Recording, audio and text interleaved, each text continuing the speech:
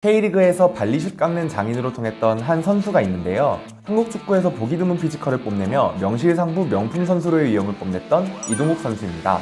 K리그 MVP, 신인왕, 득점왕, 도움왕을 석권했을 뿐만 아니라 K리그 통산 최다 득점, 2012년 AFC 최다 득점 기록까지 보유하고 있는 그야말로 국보급 선수라고 할 수 있겠는데요.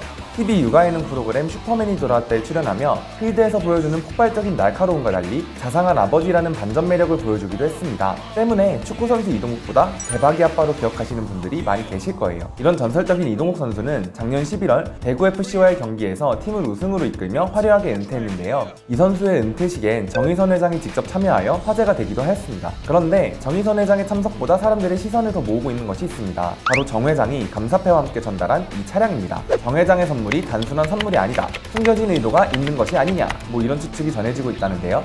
보니까 그런 말이 나올 만한 것 같기도 한데, 아무튼 도대체 왜 이런 반응들이 나오고 있는 것인지 자세히 한번 알아보도록 하겠습니다.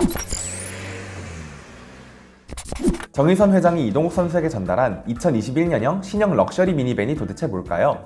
사실 추측하기 어렵진 않습니다. 딱 하나밖에 없거든요. 네, 스타렉스입니다. 그랜드 스타렉스 이후로 15년 만에 진행되는 풀체인지라서 작년부터 되게 말이 많았던 모델이에요. 스파이샷도 이미 많이 공개됐고 위장막 없이 공개된 후면부 사진이 커뮤니티에 올라오면서 리어램프 디자인이 화제가 되기도 했어요. 거기에 현대차가 스타리아라는 새로운 상표를 등록한 것도 포착되면서 인터넷에선 15년 만에 풀체인지에 대비해서 새로운 이미지를 만들려고 하고 있다, 이렇게 말하는 사람들도 많았는데요. 사실 가장 많이 나왔던 반응은 롯데리아 같다, 이거죠 뭐. 아무튼 디자인 특징을 살펴보면요, 기존 스타렉스에 비해 차체가 상당히 유려해졌어요. 라인이 돌고래같이 쭉 뻗어서 매끈해 보이고요. 개인적으로는 예쁘다고 생각했는데 찾아보니까 호불호가 많이 갈리더라고요. 자세한 건 뒤에서 살펴보기로 하고요. 특이한 건 유리창이 완전히 커졌어요. 지금 사진 보시면 안에 타고 있는 사람의 상반신이 다 보이잖아요. 이게 유리창 자체가 커진 것도 있는데 보시면 베젤이 엄청 얇아졌어요. 이를 통해서 탁 트인 개방감을 전달할 수 있을 것 같습니다. 또 눈에 띄는 게 보닛 길이가 기존 모델에 비해 상당히 짧아졌어요. 근데 플랫폼은 신형이 적용되어서 차체 크기 자체는 커졌거든요. 그래서 내부 공간도 상당히 넓게 확보될 것 같아요. 전면 하단엔 주행 보조 기능을 위해 레이더가 장착된 모습도 보이고요. 실내가 진짜 대박인데요. 최첨단 기능이 많이 장착됐거든요.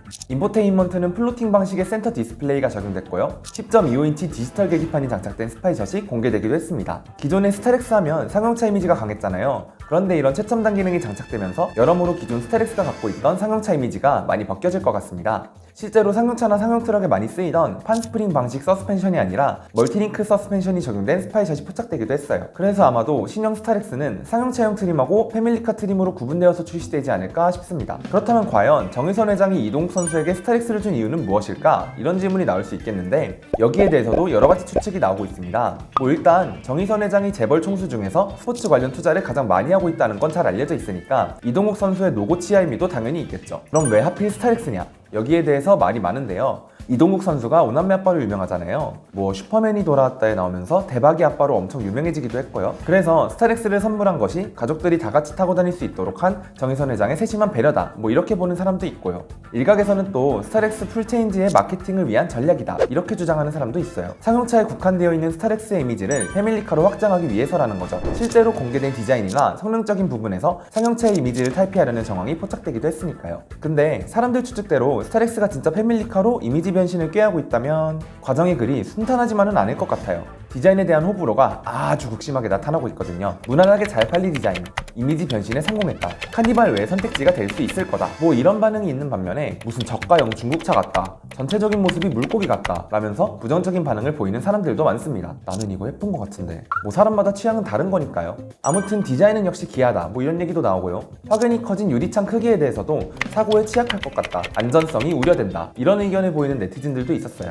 패밀리카 시장에서 자주 들리던 얘기가 카니발 이외의 선택지가 존재하지 않는다 였는데요. 사실 스타렉스도 상용벤 시장에서 비슷한 얘기를 들었던 차량입니다. 때문에 이번에 공개되는 신형 스타렉스가 어떤 포지션을 취할지는 조금 지켜봐야 알 수 있을 것 같아요. 기존 색깔을 고수하면서 상용벤 시장의 입지를 고수하는 게 좋을까요? 아니면 이미지 변신을 통해 패밀리카 시장에 새로운 대안을 제시하는 게 더 경쟁력 있을까요? 여러분의 의견 댓글을 통해 자유롭게 남겨주시면 감사드리겠습니다. 오토포스트 이슈플러스였습니다.